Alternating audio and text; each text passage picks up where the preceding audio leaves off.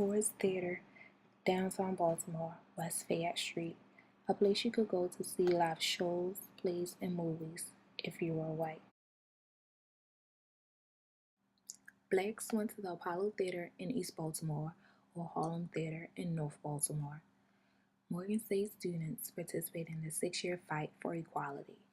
From the 1940s to the 1950s, they fought to end discrimination at the theater. From 1944 to 1946, African Americans were admitted freely to the theater.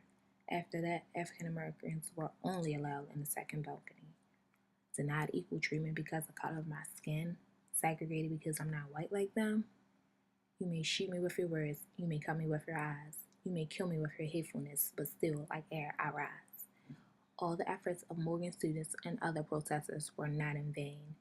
February 1952, protests by Baltimore branch of NAACP and the theater abandoned racial segregation, a great victory for students.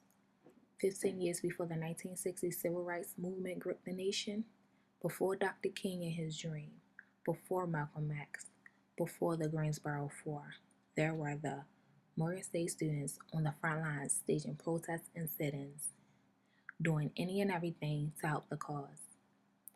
February 1963, 415 students arrested trying to desegregate Northwood Theater. The desegregation battle at Northwood Shopping Center began in the early 1950s. Lining up at the box office, being refused tickets, accused of trespassing and engaged in disorderly conduct.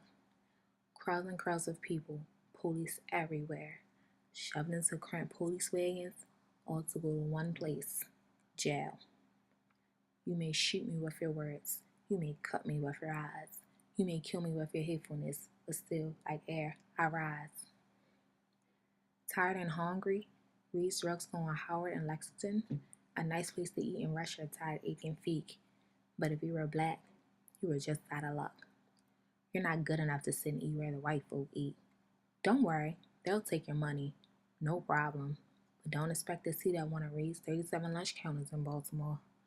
Reed's maintained a strict policy of racial segregation at its lunch counter.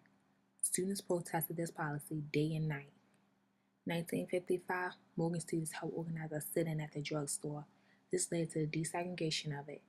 You may shoot me with your words. You may cut me with your eyes. You may kill me with your hatefulness. But still, like air, I rise. Students were discriminated against, denied service, arrested just for standing up for long overdue change. MSU students paved the way for other sit-ins like the infamous Greensboro Four. All too quickly, people tend to forget about the people that paved the way. Many taught that the Greensboro Four launched the civil rights student movement, when in fact, Morgan students have been fighting for their right to eat and sit where they please a decade before. It's time to set the history straight and finally recognize our Morgan students who sacrificed time and risked their freedom for the simple things we now take for granted. You may shoot me with your words, you may cut me with your eyes, you may kill me with hatefulness, but still,